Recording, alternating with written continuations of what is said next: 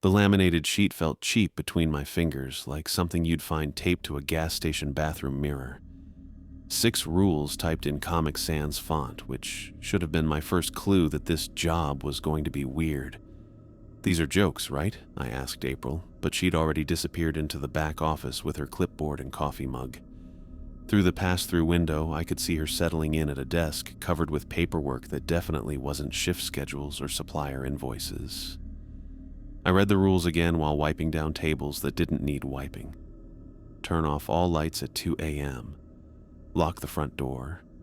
Hide in the walk-in freezer until dawn. Don't answer the phone. Don't help anyone who asks to come inside. Prepare specific meals for specific customers who would arrive at exact times. What kind of diner closed in the middle of the night but stayed open? And why would anyone order food at 4 a.m. if they couldn't get inside? But I needed this job. My landlord had been leaving increasingly creative threats about overdue rent, and my truck was making sounds that my neighbor Gary said meant expensive problems soon. $500 a week to follow some eccentric rules? I'd done worse, for less. The diner itself seemed normal enough. Red vinyl booths with duct tape patches, black and white checkered floor that had seen better decades, and a grill that probably violated several health codes. The coffee maker gurgled like it was drowning, and the fluorescent lights buzzed with the persistence of mosquitoes. Standard small-town establishment where truckers grabbed coffee and locals gossiped over pie. I'd worked places like this before. The owners always had quirks. No whistling in the kitchen. Never serve coffee in the blue cups. Don't mention the mayor's wife. Rich people called it local character. Poor people called it putting up with crazy to pay rent. Around 1:30 a.m., April emerged from the office and grabbed her purse. "Remember, stick to the rules exactly. No exceptions, no improvising. Some traditions exist for good reasons. What happens if I don't follow them?" She paused at the door, her expression shifting to something that might have been sympathy. "You really don't want to find out." Then she was gone, leaving me alone with the hum of refrigeration units and the distant sound of trucks on Highway 9. At exactly 2 a.m., the knocking started. Not polite customer knocking.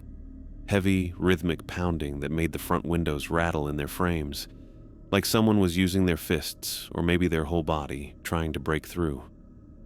I stood behind the counter, rules in hand, and realized my mouth had gone completely dry. This wasn't some quirky local custom. This was something else entirely. The knocking grew more violent. Bang, bang, bang, systematic and relentless, like a machine designed to break things. I flipped the open sign to closed and started turning off lights, my hands shaking so badly I missed the first switch twice. The scratching began as I killed the last fluorescent, long, deliberate scrapes against the metal door, like someone dragging fingernails or claws down the surface. The sound went straight through my ears and settled in my teeth. I ran for the walk-in freezer. The cold hit me like a wall, but I pulled the heavy door closed and hugged myself in the darkness among hanging sides of beef and cases of frozen vegetables. My breath came out in visible puffs, and I could feel my heartbeat in my throat. Through the insulated walls, I could still hear the scratching. Patient and persistent, like whatever was out there had all night and knew exactly what it was doing. At 3 a.m., the sound stopped. I waited another 5 minutes before cracking the freezer door, ready to slam it shut again if needed. The dining room was empty, but through the front windows, I could see a figure standing under the parking lot's single streetlight. A man in a white shirt, but the shirt was wrong. Torn and stained with dark patches that could have been dirt or blood or worse. He pressed his face against the glass, and even from across the room I could see his lips moving. "Please," his voice was muffled but desperate. "Please let me in. It's still out there. I can't. Please, I just need somewhere safe." Every instinct I had told me to unlock that door. He looked terrified, genuinely hurt, like someone who'd been running through the woods all night. His eyes were wide and darting, constantly checking over his shoulder. But the rules said don't help anyone who asks to come inside. "I know you can hear me. The man pressed harder against the glass. "I saw you turn off the lights. There's something in the woods, something that isn't... Please, I have kids. I just want to go home to my kids." My hand was halfway to the lock before I caught myself. The rules existed for good reasons, April had said. Maybe this was why. Maybe letting people in was how you ended up with bigger problems. I backed away from the windows and tried not to look at his face. At 3:15 a.m., the phone rang. I stared at it like it was a snake. 5 rings, 10, 15. The man in the white shirt was gone, but somehow that made everything worse. The phone kept ringing, shrill and insistent in the empty diner. My hand reached for it 3 separate times before I forced myself to step back. Don't answer the phone. No exceptions. After 27 rings, it stopped. At 3:30 a.m., something slid under the front door. A manila envelope, thick and official looking. My name was written on the front in neat handwriting I didn't recognize. Inside was a single sheet of paper with instructions that made my stomach drop. To complete your first shift, remove your left pinky finger using the boning knife in the kitchen. Place the severed digit in the mason jar labeled Ken behind the coffee machine. Failure to comply will result in immediate termination of employment and other consequences. I read it 3 times, waiting for the punchline or the fine print that would make this make sense, but there was nothing else. Just those cold, clinical instructions and the growing certainty that whoever wrote them was completely serious. The boning knife was exactly where the note said it would be, sharp and clean and waiting. The mason jar sat behind the coffee machine with my name written in the same neat handwriting. I held the knife and looked at my left hand. My pinky finger seemed smaller than usual, almost insignificant. Just a little piece of meat and bone that I probably wouldn't miss too much. People lost fingers in accidents all the time and got along fine. But this wasn't an accident. This was a choice. And what kind of person cuts off their own finger for a job? The kind of person who's been evicted twice and knows what it feels like to sleep in their truck during January. That's who. I laid my hand flat on the cutting board and positioned the knife. 3 deep breaths. Think about the rent. Think about groceries. Think about having a place to live and work that doesn't involve explaining gaps in your employment history. The knife was sharp enough that it went through cleanly. The pain came a second later, white hot and absolute, and I had to bite down on a kitchen towel to keep from screaming. Blood ran everywhere, more than I'd expected, but I managed to get the finger into the jar before I passed out or threw up or both. I wrapped my hand in dish towels and tried to stop shaking. The finger looked small and pale in the bottom of the jar, like something that belonged in a medical textbook instead of a diner. At 4:15 a.m., a man in a brown suit walked through the front door like it had never been locked. He was perfectly normal looking. Middle-aged, thinning hair, the kind of guy who sold insurance or managed a bank branch. He sat at the counter and smiled at me like nothing was wrong, like I wasn't standing there with blood-soaked towels wrapped around my hand. "I'll have a cheeseburger," he said politely. "Medium rare, no pickles, extra mustard. And could you make sure the fries are crispy?" I cooked with my right hand, trying not to drip blood on anything. The burger sizzled on the grill while I dropped frozen fries in oil that was probably too hot. But my depth perception was off, and everything felt surreal. He ate in silence, taking small, precise bites and wiping his mouth with a napkin after each one. When he finished, he left 5 $100 bills on the counter and walked back out through the door that should have been locked. I put the money in the back safe with shaking hands, not trusting myself to count it properly. At 5 a.m., I heard scratching at the back door. Not fingernails this time. Claws. Real ones, clicking against concrete as something circled the building. I looked through the kitchen window and saw it. A dog the size of a small horse, black as the space between stars, with eyes that reflected the security light like mirrors. It sat by the back steps and waited. I knew what it wanted. The rules had been specific about the 5 a.m. visitor. I pulled a thick steak from the freezer and cooked it rare. blood pooling on the plate. My left hand throbbed with every heartbeat, but I managed to get the food outside without passing out. The dog took the steak gently, almost politely, then disappeared into the tree line like it had never existed. At 6 a.m. sharp, April's car pulled into the parking lot. She walked in looking fresh and professional, like she'd spent the night getting a full 8 hours of sleep instead of leaving me alone to deal with whatever the hell this place really was. "How did it go?" she asked, then noticed the bloody towels. "Oh, good. You found the note. Most people take a few nights to work up the courage." She said it like she was commenting on the weather. "What is this place?" My voice came out hoarse and shaky. "It's a diner," April said, pulling out a clipboard. "And you're officially off the clock. Good work tonight, Ken. Same time tomorrow?" I looked at my bandaged hand, at the jar with my finger behind the coffee machine, at the woman who acted like mutilation was just another job requirement. I should have walked out, should have called the police or a lawyer or someone who could explain what I'd gotten myself into. Should have done anything except what I actually did. "Yeah," I heard myself say. "Same time tomorrow." April smiled and made a note on her clipboard. "Excellent. You're going to work out just fine here." I clocked out and walked to my truck, holding my injured hand against my chest. In the early morning light, the diner looked completely normal. Just another roadside restaurant getting ready for the breakfast rush. But I could still hear the scratching sounds. And I knew I'd be back tomorrow night, ready to follow whatever rules they gave me, because that's what people like me do. We take what we can get and try not to ask too many questions about the cost. The trailer felt like a different planet when I finally got home. Same peeling vinyl siding, same broken porch step that I kept meaning to fix, same everything.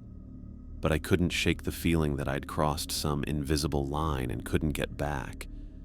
I sat at my kitchen table and unwrapped the bloody dish towels from my hand. The finger stump looked worse in daylight, raw and angry where I'd hacked through bone. The bleeding had mostly stopped, but every time I moved wrong, fresh red would seep through the makeshift bandage. What the hell had I done? I poured half a bottle of hydrogen peroxide over the wound and nearly passed out from the pain. Then I wrapped it in clean gauze and medical tape, trying to make it look less like a self-inflicted amputation and more like a work accident. Industrial kitchens were dangerous places. Accidents happened all the time. 3 hours of sleep did nothing. I kept jerking awake, hearing scratching sounds that turned out to be tree branches against the trailer's aluminum walls. By 8:30, I gave up and drove to the urgent care clinic on Main Street. Dr. Meyer looked exactly like every small-town doctor I'd ever met, tired, efficient, and completely unsurprised by whatever walked through her door. She examined my hand with the same expression she probably used for identifying skin rashes. "Kitchen accident?" she asked, cleaning the wound with practiced movements. "Yeah, boning knife slipped." She nodded like this made perfect sense, even though we both knew you don't accidentally cut through an entire finger. But she didn't ask follow-up questions, just numbed the area and started stitching. "You'll want to keep it dry for the next week," she said, wrapping fresh bandages around the shortened digit. "Change the dressing daily. Come back if you see signs of infection." "How much do I owe you?" "Insurance?" "No." She quoted a price that made my stomach drop, but I paid it. Money I couldn't afford for an injury I'd given myself for a job that might not even be real. On the way out, she handed me a bottle of prescription painkillers. For the next few days. "And Ken?" I stopped at the door. "Yeah, some jobs aren't worth what they cost you." I wanted to ask what she meant, but her expression had already closed off. Small-town doctors probably saw a lot of things they didn't talk about. The Piggly Wiggly sat next to a Subway and a store that sold phone cases and lottery tickets. I needed groceries anyway, and normalcy sounded good after the night I'd had. Push a cart around, buy some milk and sandwich meat, pretend I was a regular person with regular problems. The cashier was a woman in her 40s with auburn hair and kind eyes.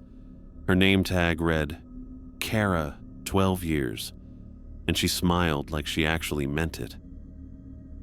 Find everything okay, honey? Yeah, thanks. I loaded my groceries onto the conveyor belt, trying to keep my bandaged hand out of sight. Haven't seen you around before. You new in town? Just got a job at Mel's Diner. Night shift. The smile disappeared from her face. She stopped scanning my items and looked at me like I'd just told her I had cancer. Mel's? The place out on Highway 9? That's the one. Kara glanced around the store, then leaned closer. Honey, that place has been closed for 5 years, ever since Paul Wells disappeared. My chest tightened. What do you mean closed? I mean abandoned, boarded up. The health department condemned it after. She shook her head. 3 people worked there during the last year it was open. Paul Wells, the night manager, Jenny Morrison, day shift, and some college kid whose name I can't remember. All 3 of them just vanished. Paul's truck was found in the parking lot with the keys still in it, but no sign of him anywhere. The world felt like it was tilting sideways. That's not right. I was just there last night. There's a woman named April running the place. Kara's face went pale. No, sweetie. Nobody's run that place since Paul disappeared. The building's been empty. Hell, the power company disconnected the electricity years ago. But I worked there. I have a paycheck coming. She reached across the counter and grabbed my good hand. Listen to me very carefully. I don't know who you talked to or what they told you, but people who get involved with that place don't last long. Promise me you won't go back there. I pulled my hand away, my head spinning. You're wrong. I was there. I cooked food and cleaned tables and what happened to your finger? I looked down at my bandaged hand. Kitchen accident. Kara's expression said she knew exactly what kind of accident it had been. Promise me, she said again. I paid for my groceries and left without promising anything. The drive back to the diner took 20 minutes that felt like hours.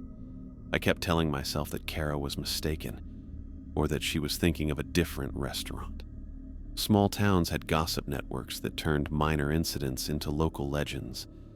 Maybe someone had quit suddenly, and the story had grown in the telling.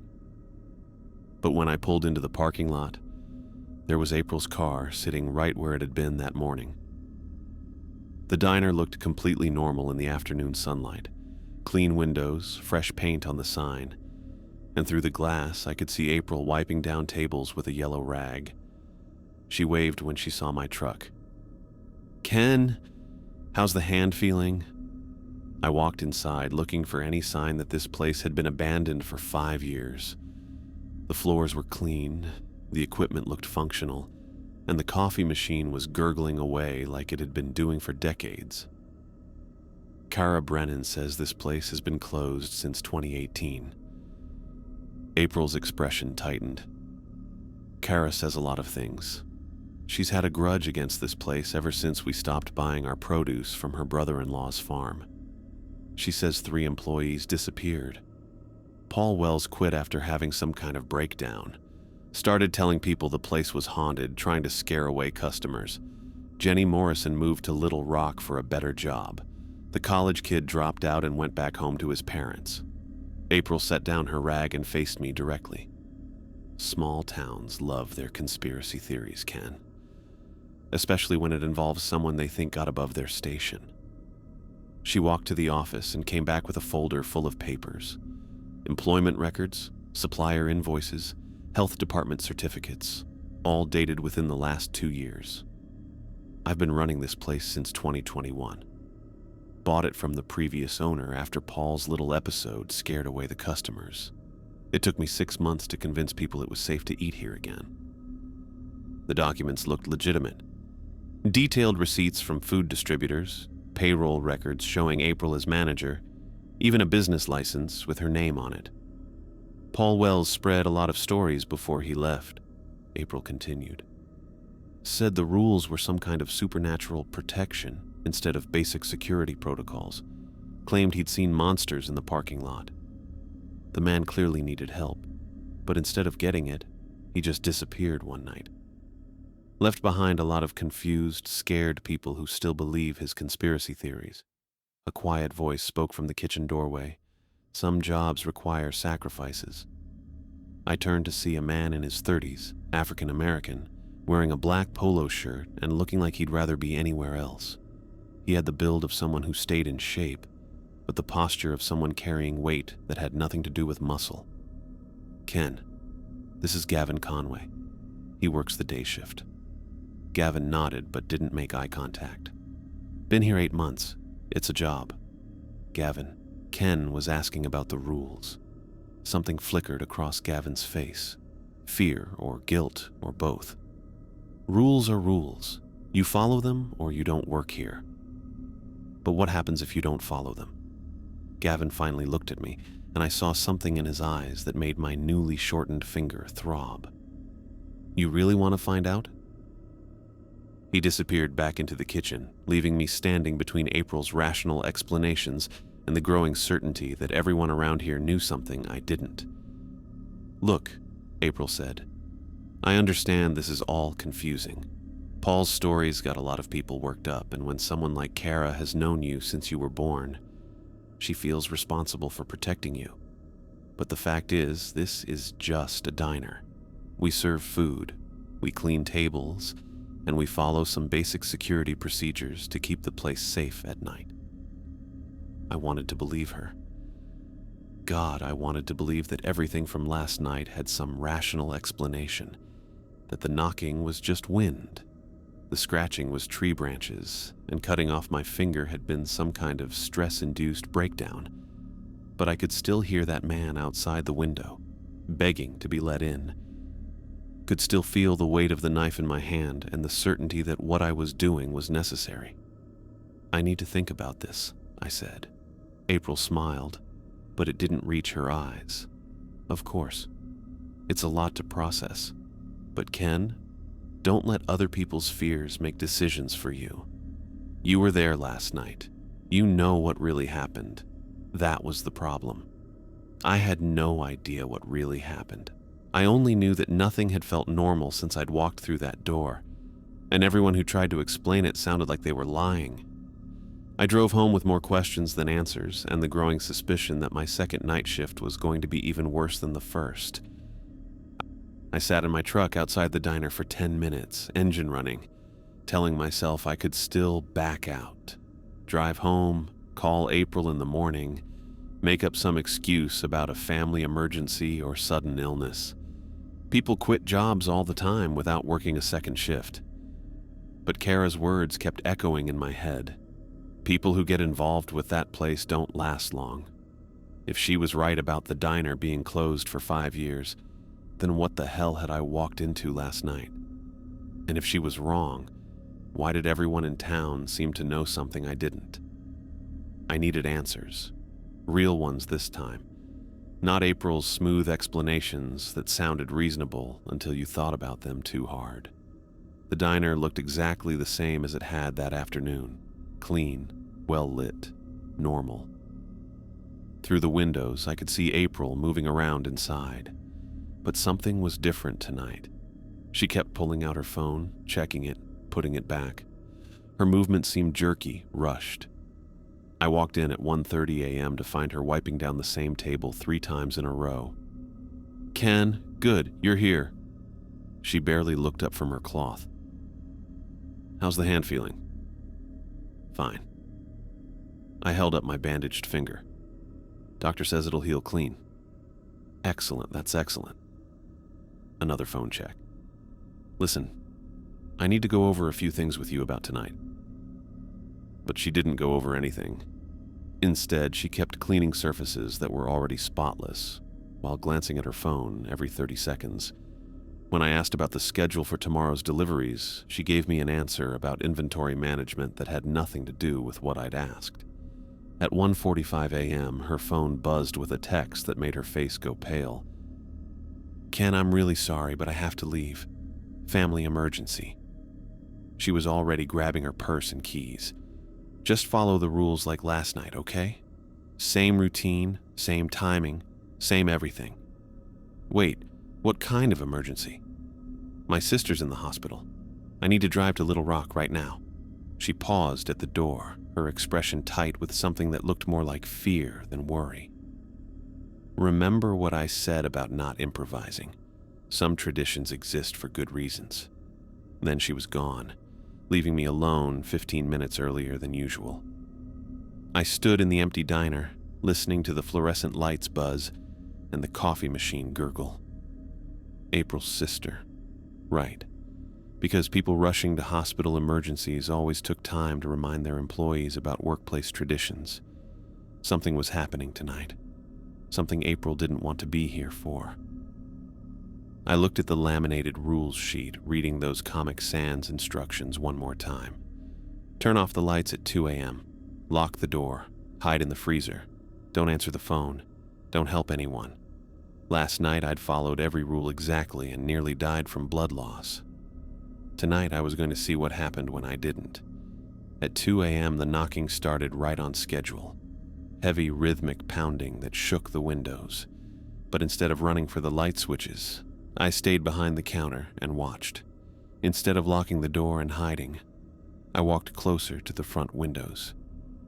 Through the glass I could see a man stumbling across the parking lot. Not the mysterious figure from last night. This was someone young, maybe my age, wearing hiking clothes that were torn and bloody. He reached the door and started pounding with both fists. "Please, please, somebody help me." His voice was raw, desperate. "There's something in the woods. It killed my friends." This wasn't some supernatural entity. This was a person in trouble. Exactly the kind of situation any decent human being would respond to. I unlocked the front door. The man practically fell through the doorway, gasping and covered in what looked like real blood. His hiking shirt was shredded down the front and scratches covered his arms like he'd been running through thorns. "Oh God, thank you. Thank you so much." He collapsed into the nearest booth, shaking violently. "I thought I was going to die out there." "What happened?" I grabbed a clean towel and handed it to him. "Are you hurt bad?" "We were camping about 2 miles north of here. Me and 3 friends from college." He pressed the towel against a cut on his forehead. "Something came out of the trees around midnight. I've never seen anything like it." "What kind of something?" "I don't know. It was huge, black, moved wrong, like it was part animal and part..." He shook his head. "It doesn't matter. It killed them. All 3 of them. I only got away because I ran." I sat across from him in the booth, my mind racing. "What's your name?" Dennis Coleman." He looked up at me with eyes that were wide with shock. "We thought we were being smart, camping near the road instead of going deep into the wilderness, but there are things in these woods that aren't supposed to exist." The scratching sounds from last night suddenly made more sense. Maybe the rules weren't about keeping monsters out. Maybe they were about keeping witnesses in. "Dennis, I need you to listen to me carefully. This place isn't what it seems. The woman who runs it, April, she's been lying about something. And the rules they gave me..." I pulled out the laminated sheet and showed him. Dennis read through them, his expression shifting from confusion to something like recognition. "Wait, these sound like the protocols from those old psychology experiments. The ones where they tested how far people would go if an authority figure told them to." "What do you mean?" "I'm a psych major. We studied cases where researchers convinced subjects to do harmful things just by putting the instructions in official language and having someone in a lab coat give the orders." He looked at my bandaged hand. "What happened to your finger?" Before I could answer, movement outside caught my attention.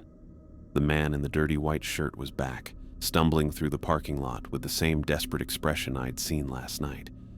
But this time I could see the blood on his clothes wasn't just stains, it was fresh, running down his arms in dark streams. "There's another one," I whispered. Dennis followed my gaze and went completely still. "That's Mike. That's my friend, Mike." The man reached the window and pressed his face against the glass, just like last night. But instead of pleading to come in, he was mouthing something else. A warning. Don't trust her. I could read on his lips. It's a trap. At 3:15 a.m., the phone rang. I looked at Dennis, who nodded encouragement. This time, I answered. Hello? Static crackled on the line. Then a man's voice came through, urgent and scared. Ken? Ken Woods? Yeah. Who is this? Paul Wells. Listen to me very carefully. April isn't who she claims to be. The diner isn't what she told you. You're in serious danger. My blood turned cold. Kara said you disappeared. I had to disappear. April's people were going to kill me when I figured out what they were really doing. The connection was poor, cutting in and out. Ken, you have to get out of there, now. They're coming for you. Who's coming? April's team. This whole thing is an experiment. You're not an employee, you're a test subject. They've been measuring how far they can push people before. The line went dead. I stood holding the phone, staring at Dennis, who had gone pale again. What experiment? Dennis asked. Outside, I could hear engines, multiple vehicles approaching from different directions. Through the windows, I saw headlights cutting through the darkness surrounding the diner. No envelope slid under the door at 3:30 a.m. Instead, unmarked vans pulled into the parking lot from 3 directions, boxing us in completely. Dennis grabbed my arm. Ken, I think I need to tell you something about why I'm really here. Dennis looked at me with an expression I'd seen before. Guilt mixed with resignation, like someone about to confess to stealing lunch money. I'm not a hiker, he said quietly. I'm an actor. I was hired to be here tonight. The words hit me like cold water. What? This whole thing, the camping story, my friends being killed, showing up bloody and desperate, it's all fake. He gestured at his torn clothes and the blood on his arms. Special effects makeup. I got a call 3 days ago about a corporate training video. They said they needed someone who could portray trauma convincingly. I stared at him, my brain trying to catch up. You're working for April. I didn't know what it really was until tonight. They told me it was for a psychological research study about helping behavior.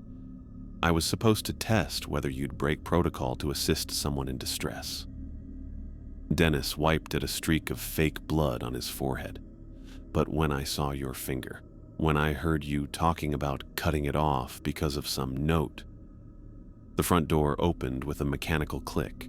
April walked in, flanked by 3 men in dark tactical gear, all of them carrying equipment that looked nothing like restaurant supplies. Her earlier panic was completely gone, replaced by the kind of calm efficiency I'd seen in corporate training videos. Thank you, Dennis. You can clock out now. Dennis stood up from the booth, avoiding my eyes. Ken, I'm sorry. I really didn't know it would go this far. Go wait in van 2, April told him. Dennis walked out without looking back.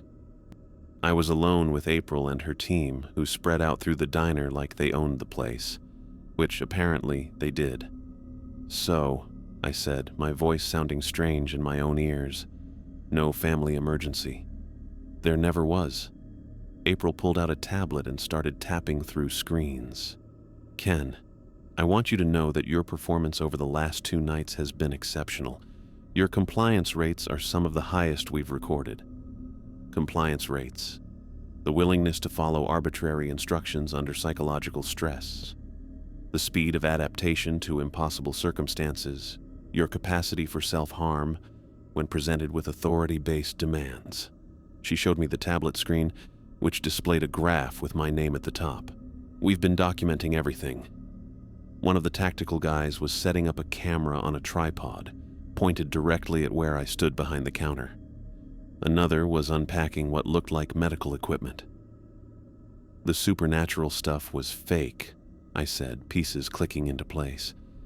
The knocking, the scratching, the man outside. Audio recordings and projected images. We have speakers hidden around the building perimeter and high-definition projectors that can create remarkably convincing apparitions. April sounded proud of the technical details. The man at the window was actually Dennis from last night, before tonight's scenario, We use multiple actors to maintain the illusion. And the thing that came through the locked door? Pneumatic locking system. The door was never actually secured from the inside. Marcus here can walk through it anytime we want. She nodded toward one of the tactical guys, who I now recognized as the middle-aged man in the brown suit who'd ordered the cheeseburger. My missing finger was throbbing like it had its own heartbeat. The note telling me to cut off my finger. Standard compliance test. We needed to establish your willingness to cause yourself physical harm when instructed by perceived authority. April made another note on her tablet. The fact that you completed the task on the first night was remarkable. Most subjects require multiple attempts or refuse entirely. You made me mutilate myself for a research study. You chose to mutilate yourself. That's what makes the data so valuable. She looked up from her screen with the same expression she'd used to ask about my hand that morning. We've been studying supernatural folklore in rural communities for 18 months, documenting how urban legends affect behavior and decision-making. This location was perfect because of the local stories about mysterious disappearances. The third tactical guy was pulling equipment from a case, restraints that looked medical but felt military. What happened to Paul Wells? Paul was our previous long-term subject. Lasted 11 nights before he figured out what was happening and tried to expose the operation. April's voice didn't change at all. We had to relocate him. Relocate him where? That's not your concern.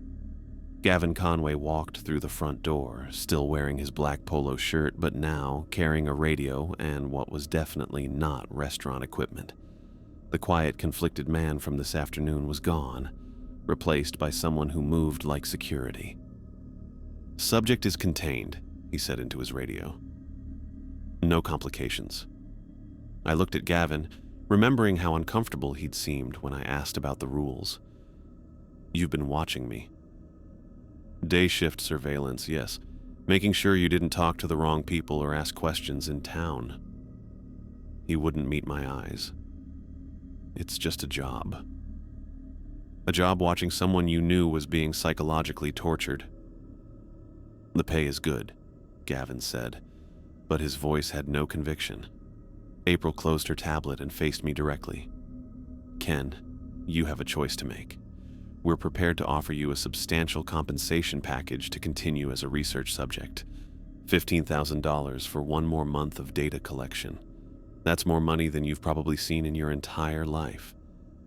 I thought about my overdue rent, my broken truck, the endless cycle of temporary jobs that paid just enough to keep me alive, but never enough to get ahead.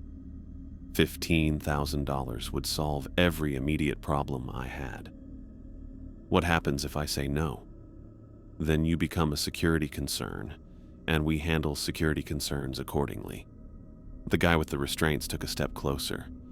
Through the windows, I could see the vans positioned to block every exit. There was nowhere to run, even if I could get past the three guys who looked like they'd done this before. But something was wrong with their setup.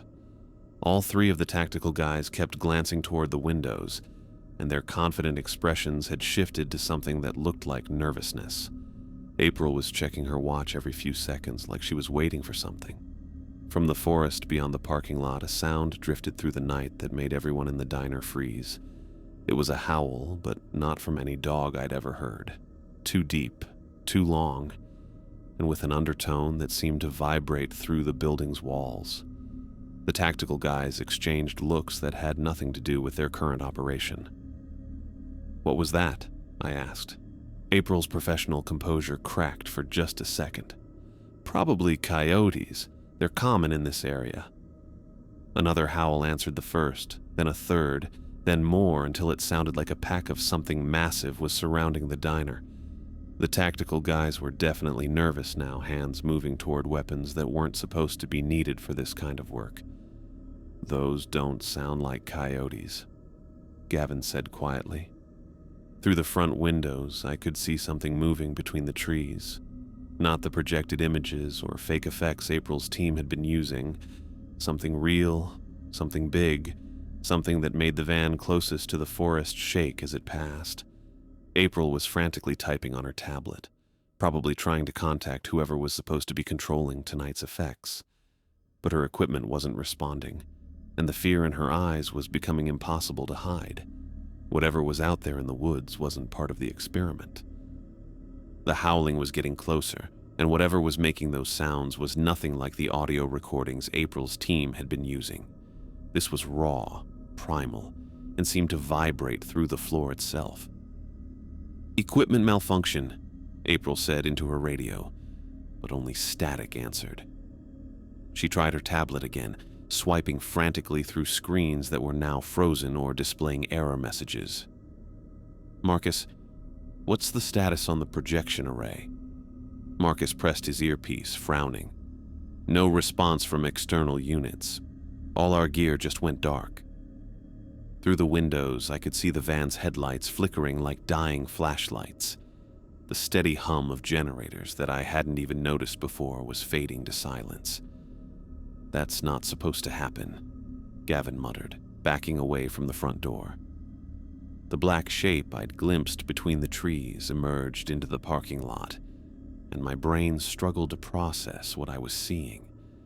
It looked like a dog, but wrong in every possible way. Too big, the size of a small horse. Too dark, not just black fur, but like it absorbed light completely, and its eyes reflected the dying headlights like mirrors, casting twin beams back through the darkness. "Jesus," one of the tactical guys whispered. "What is that thing?" April was backing toward the kitchen, her professional mask completely gone.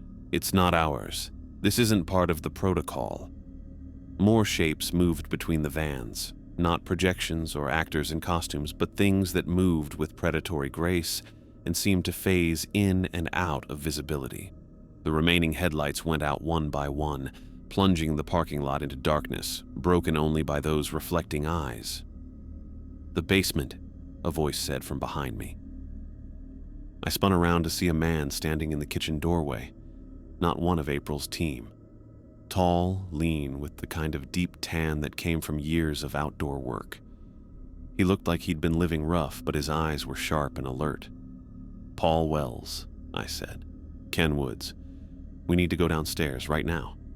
He gestured toward what I'd thought was a supply closet. "All of you, unless you want to see what happens when the real rituals get skipped." April stared at him like he was a ghost. "You're supposed to be missing." "I've been right here the whole time, keeping these things fed and happy while you played your little games upstairs." Paul was already moving toward the closet, pulling open a door I'd never paid attention to. Behind it was a narrow staircase leading down into darkness. "Your fake schedule has been screwing with their routine for months. They're hungry and confused." Something scraped against the front windows. Not fingernails, but claws the size of kitchen knives.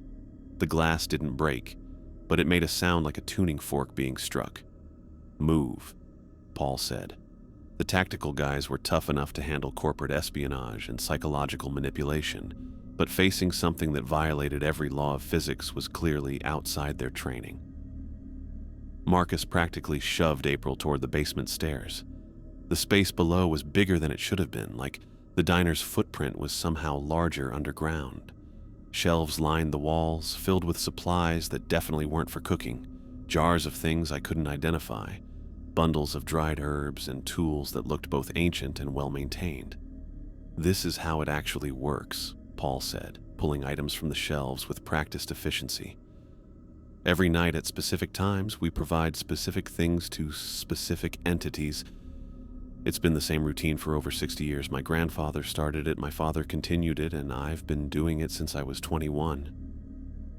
"That's impossible," April said, but her voice had no conviction left. "You've been running psychological experiments in a place where the psychology doesn't matter because the monsters are real." Paul handed me a cloth bundle. "Your fake rules were close enough to the real ones that you accidentally kept some of the schedule going, but you missed the important parts." Above us, something heavy was moving across the diner floor.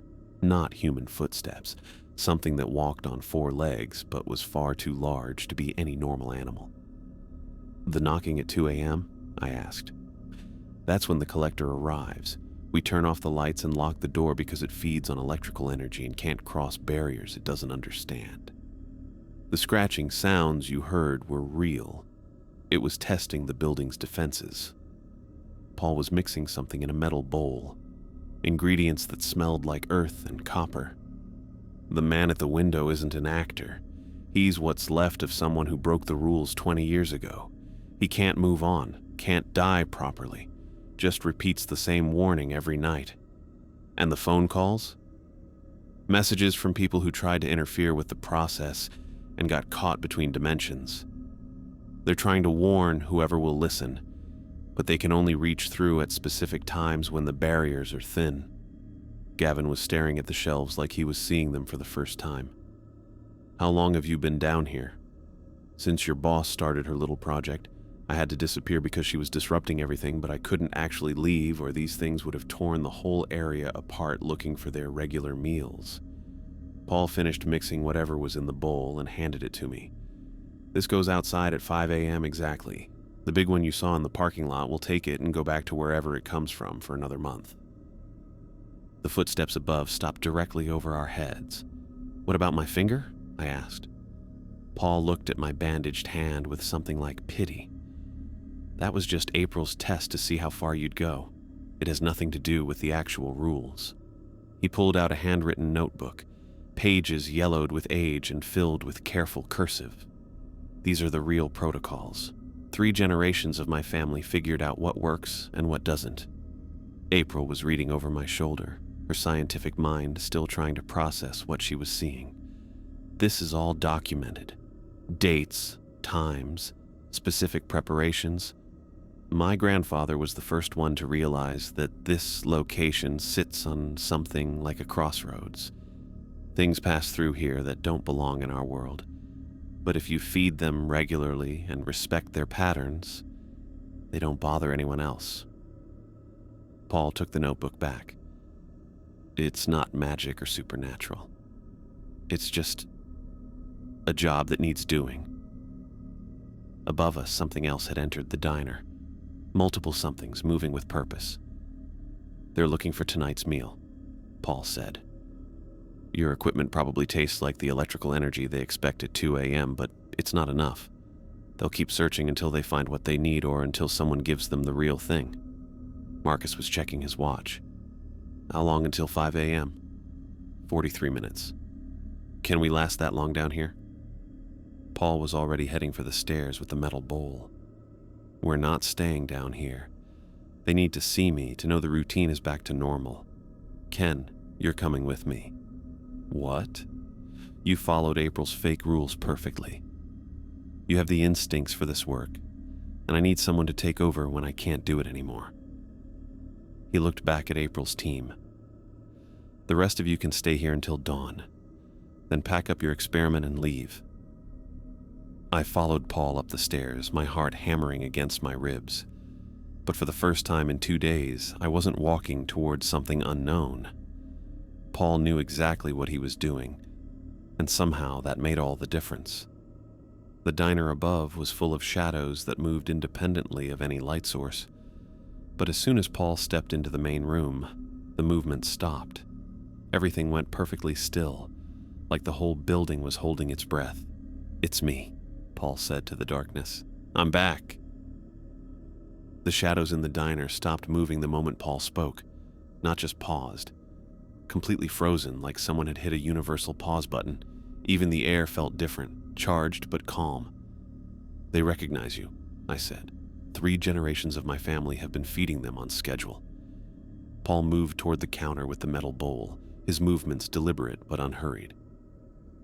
To them, I smell like home. Through the windows, I could see the massive black dog thing sitting perfectly still in the parking lot, its mirror eyes fixed on Paul. Waiting. April emerged from the basement stairway, followed by her tactical team.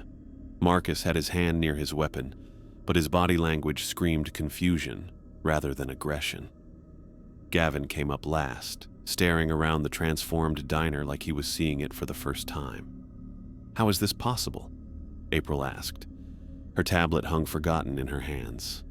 Your people found this place through my missing person report, Paul said, checking the clock above the coffee machine. When I disappeared, the sheriff filed paperwork. Somehow that got flagged by whatever algorithm your employers use to find interesting psychological phenomena. The corporate research team identified this location based on local folklore patterns and law enforcement anomalies, Marcus said, his voice professionally steady despite everything.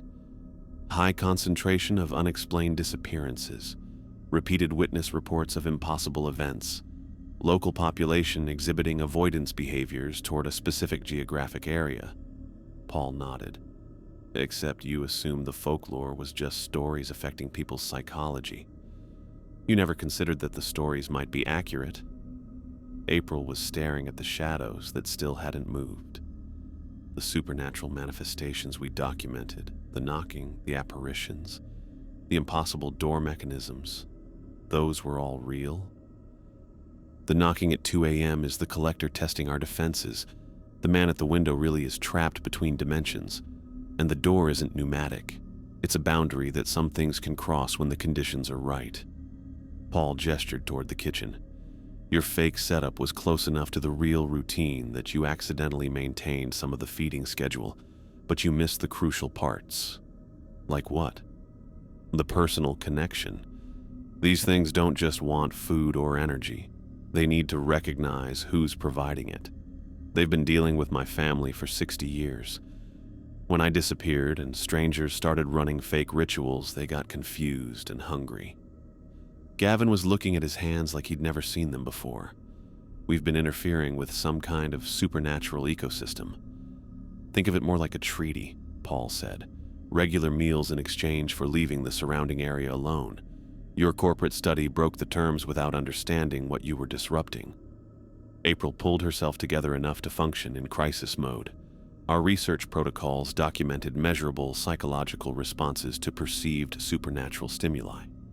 We have 18 months of data showing what happens when you torture people while actual monsters watch from the woods, Paul interrupted. Ken lasted 2 nights of your fake rules because he has the temperament for the real work. Most people break under that kind of pressure. I looked at my bandaged hand. The finger was completely unnecessary. The finger was April testing how far she could push you. Paul's voice carried genuine anger. The real protocols don't require self-mutilation. They require precision, timing, and respect for things you don't fully understand. Marcus was checking his watch again. We have 37 minutes until 5 a.m., which is when the real feeding happens. Paul held up the metal bowl. The big one outside has been waiting all month for this specific meal, prepared this specific way, delivered by someone it trusts. April stepped closer, her scientific curiosity overriding her fear. Can we document the process? Observe the exchange between... No. Paul's voice cut through her question like a blade. Your observation is what screwed up the balance in the first place. These entities don't perform for cameras or provide data for studies. They need routine, privacy, and respect. My employers invested significant resources in this research site. Your employers can find another way to study mass psychology. This location is off limits. April's professional training kicked in. I could see her switching to negotiation mode. Perhaps we could reach an arrangement, limited observation periods, non-intrusive monitoring equipment, shared research benefits. Lady, you made a guy cut his finger off for your fake study while real monsters were starving outside. You think I'm going to trust you with anything after that? The direct statement hit April like cold water. For a moment, her corporate composure cracked completely, and I saw something that might have been genuine shame. The psychological manipulation protocols were designed to test compliance under stress, she said quietly. We needed to establish baseline responses to authority in high-pressure situations. You needed to torture people to prove they'd follow orders when they were desperate enough, Paul replied. Ken took this job because he was facing eviction and his truck was broken. You exploited his financial desperation to see how much pain he'd inflict on himself. I was getting angry now. The kind of slow burn that builds when you realize how completely you've been used. You knew exactly why I couldn't quit. Demographics indicated high probability of compliance based on economic vulnerability and social isolation, April said, falling back into clinical language. Single adult male, aged out of foster care, no family support network, history of temporary employment. Jesus Christ, Gavin said. You're talking about him like he's a lab rat. All research requires control of variables, April said, but her voice had no conviction left. Paul was moving toward the front door with the metal bowl, and I followed him. What happens now? Now you learn how to do this right. He paused at the door, looking back at April's team. Your corporate friends need to pack up their equipment and leave. Tonight. The real entities are already agitated, and having strangers around will make the transition harder. Transition to what? I asked. You becoming the new night manager, guardian of the crossroads, whatever you want to call it. Paul opened the front door, and the massive black dog thing raised its head slightly. This job needs someone who can follow precise instructions under impossible circumstances, someone who won't break when the work gets strange.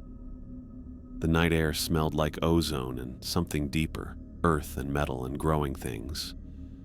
The dog thing's eyes tracked Paul's movement as he walked across the parking lot. I don't understand any of this, I said. You don't have to understand it. You just have to do it correctly. Paul stopped about 10 feet from the creature and set the bowl on the asphalt. My grandfather didn't understand it either when he started. Neither did my father. But the work needed doing, and our family was here.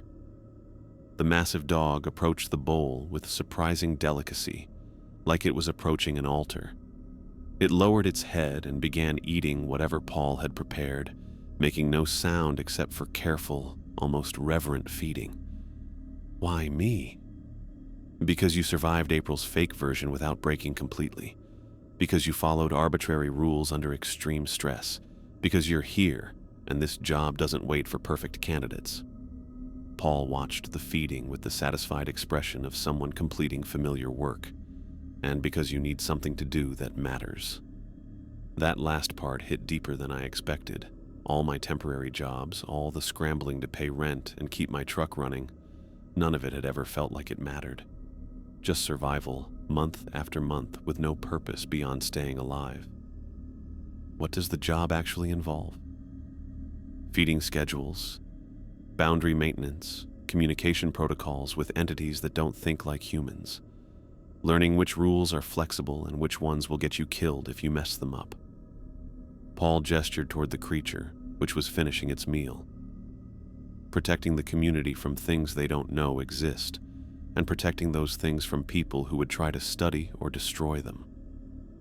The dog thing lifted its head from the empty bowl and looked directly at me. Its mirror eyes reflected my face back, distorted but recognizable. Then it picked up the bowl in its mouth, gently, carefully, and walked back toward the tree line. It knows you're taking over, Paul said. Behind us, April's team was loading equipment into their vans. I could hear Marcus coordinating the withdrawal, his voice carrying the professional efficiency of someone executing a strategic retreat. April approached us as the last van was loaded. This isn't over. My employers will want answers about 18 months of research and significant financial investment. Tell them they were studying a real phenomenon that requires management rather than documentation, Paul said. Tell them some things are too dangerous to monetize. And if they don't accept that explanation, Paul smiled, and for the first time since I'd met him, he looked genuinely dangerous. Then they can come discuss it with the night shift personally. April looked at me one last time. Ken, if you change your mind about this arrangement, the offer of legitimate employment remains open. Legitimate employment, I repeated, like cutting my finger off for research data. She had no answer for that. Within 10 minutes, all 3 vans were gone, leaving only Paul and me in the parking lot as dawn started lightening the eastern horizon. First lesson. Paul said, handing me a worn notebook. Real rules, written by people who figured out what works through trial and error over 60 years. I opened the notebook and saw pages of careful handwriting.